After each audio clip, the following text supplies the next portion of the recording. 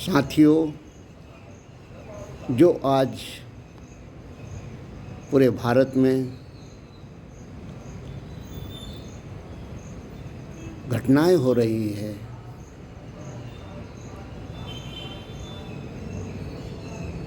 वो घटना बड़ी निंदनीय है। उसका हम हृदय से विरोध करते हैं, परंतु ये हम सभी को सोचने के लिए, निर्णय लेने के लिए विवश करती है कि आगे ऐसा ना हो। ये इसलिए हो रहा है कि हम अपनी सांस्कृतिक विरासत को छोड़कर, बुद्ध ने कितना प्रयास किया, सम्राट अशोक ने पूरे विश्व को प्रबुद्ध बना दिया, स्वर्णिम बना दिया। ज्योतिबा फुले आए, उन्होंने बताया कि हमारी असली समस्या इस भारत के 85 से 90% लोगों की समस्या ये है कि वो यहाँ की जो ब्राह्मण संस्कृति की, मनुवादी व्यवस्था की,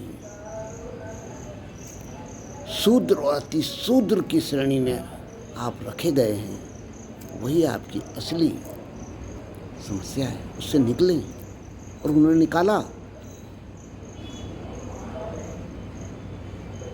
निकाल के एक व्यवस्था दी।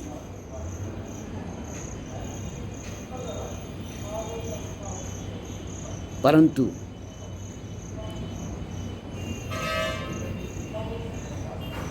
सत्य शोधक समाज के रूप में अनेक साहित्य दिए, गुलामगिरी दी, बताया कि हमारी असली समस्या है कि हम अपनी रीति, अपनी समझ, अपने विज्ञान, अपने सांस्कृतिक विरासत के पढ़ने की, अपने इतिहास को जानने की जो शिक्षा है, उससे हमको वंचित करते हैं।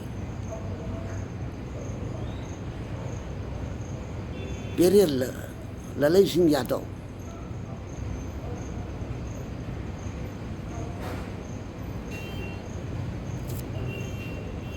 बिहार लेनिन बाबू जगदेव प्रसाद जी ने कहा, 100 में 90 शोषित है, शोषितों ने ललकारा है, धन धरती और राजपाट में 90 भाग हमारा है।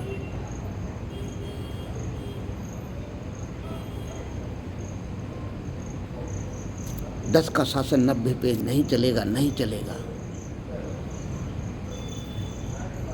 वोट हमारा, राज तुम्हारा नहीं चलेगा, नहीं चलेगा। डॉक्टर बाबा साहब अम्बेडकर ने अपना पूरा ज्ञान, अपना पूरा समय, अपनी पूरी समझ, अपनी पूरी विवेक, अपनी पूरी बुद्धि लगा दी और सभी आधुनिक युग के धर्मों का अध्ययन कर श्रेष्ठता, सर्वश्रेष्ठ गुणता, सर्वश्रेष्ठ वैज्ञानिकता, मानवता खोज के, शोध करके प्रस्तुत की है कि बुद्ध का धम्म जो चेतना पे आधारित है, समता पे आधारित है, प्रज्ञाशील करुणा मैत्री पे आधारित है, विश्व बंधुत्ता पे आधारित है। भारत के राष्ट्रीय झंडे में इसलिए बुद्ध का धम्म रखा गया है, चक्र रखा गया है, धम्म चक्र प्रवर्तन, जिसे सम्राट अशोक ने सारनाथ में लगाया है। बाबा साहब ने उसे इस राष्ट्रीय झंडे के प्रतीक में दिया कि ये भारत नैतिकता का भारत है, ये भारत प्रबुद्ध भारत है, ये भारत महान सम्राट अशोक के अखंड भारत, स्वर्णिम भारत की संकल्पना का प्रैक्टिकल, वास्तविक भारत है। संविधान सभी का निचोड़ बनाया गया, परंतु धार्मिक रूप से जब तक आप समण संस्कृति, जिसमें कि समस्त 85 से 90% इस भारत के लोग आते हैं। वो समण संस्कृति को आप नहीं जानेंगे, नहीं समझेंगे, उसके रीति रिवाज को नहीं मानेंगे, संतों की वाणी को नहीं सुनेंगे, उससे अपना अंधविश्वास, रूढ़िवाद, धर्मांता,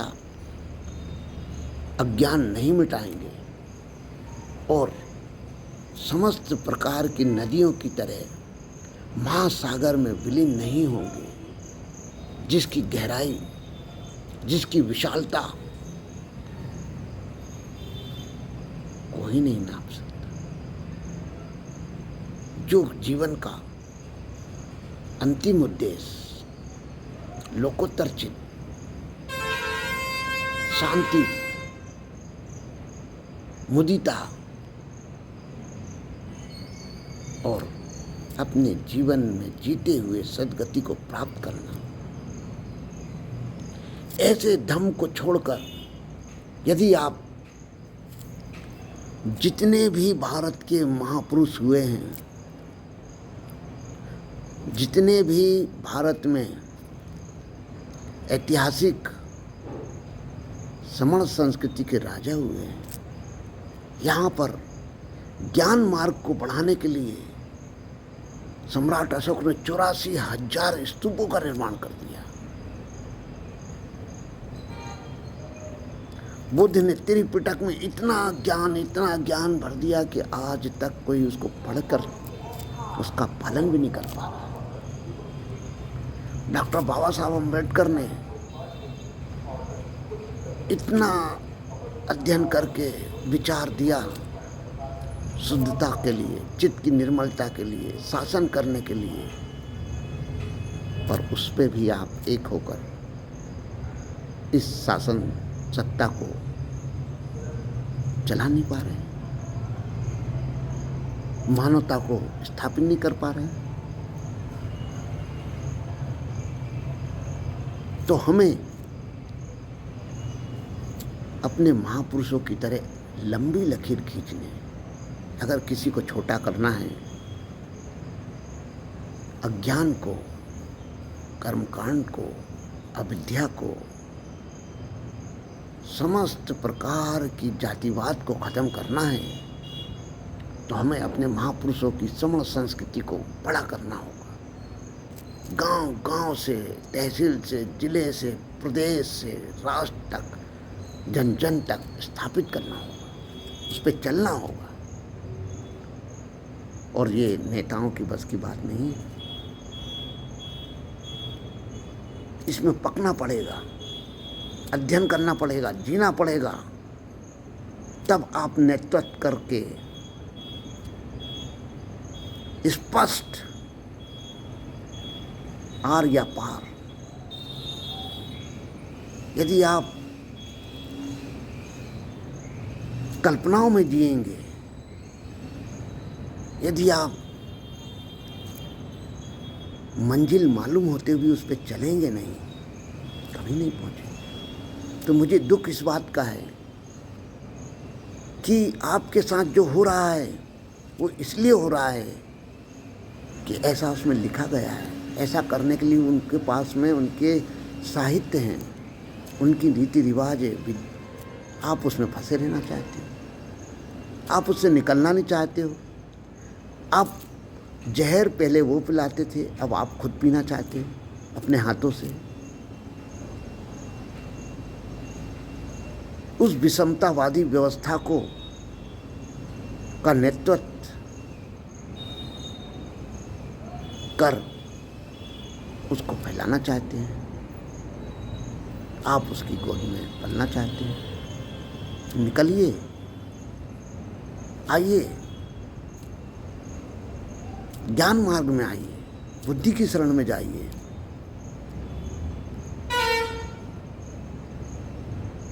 धम्म, चेतना अर्थात सार को सार, असार को सार, ज्ञान को ज्ञान, अज्ञान को अज्ञान, कल्पना को कल्पना, प्रमाणिकता को प्रमाणिकता, जीने का प्रयास करिए, नैतिकता बढ़ाइए, शील में प्रतिष्ठित होइए। फिर आपके मार्ग में आपके साथ लोग खड़े होंगे, लोग चलेंगे। तो मिशन समाज प्रवर्तन के माध्यम से महान सम्राट अशोक के राज की संकल्पना, जिसे समस्त भारत के महापुरुषों ने, संतों ने उसको आगे बढ़ाने, बाबा साहब ने संविधान के माध्यम से दीक्षा सम्राट अशोक विजयदशमी के दिन लेके काशीराम जी ने कि हम सम्राट अशोक का प्रबुद्ध भारत बनाना चाहते हैं,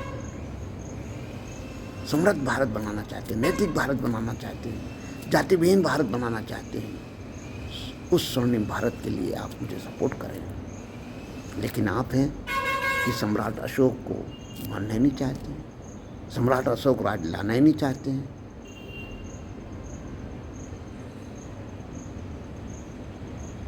तो कैसे काम बनेगा?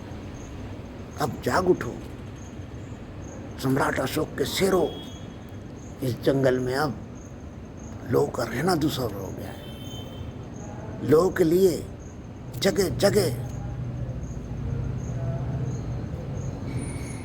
शोषण हो रहा है, अत्याचार हो रहा है, धार्मिक रूप से उन्हें गुलामी की ओर ले जाने की, उनके साथ दुर्व्यवहार करने की, जातिवादी व्यवस्था लागू करने की, जो कि ये भारत का गुण नहीं है।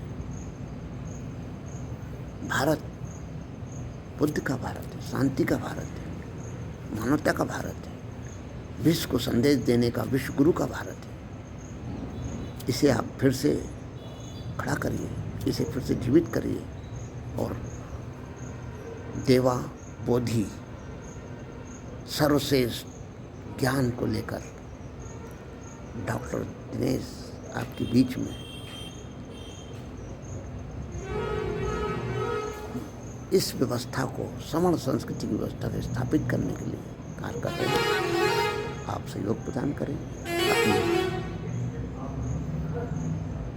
करुणा मैत्री से इसे आगे बढ़ाएं।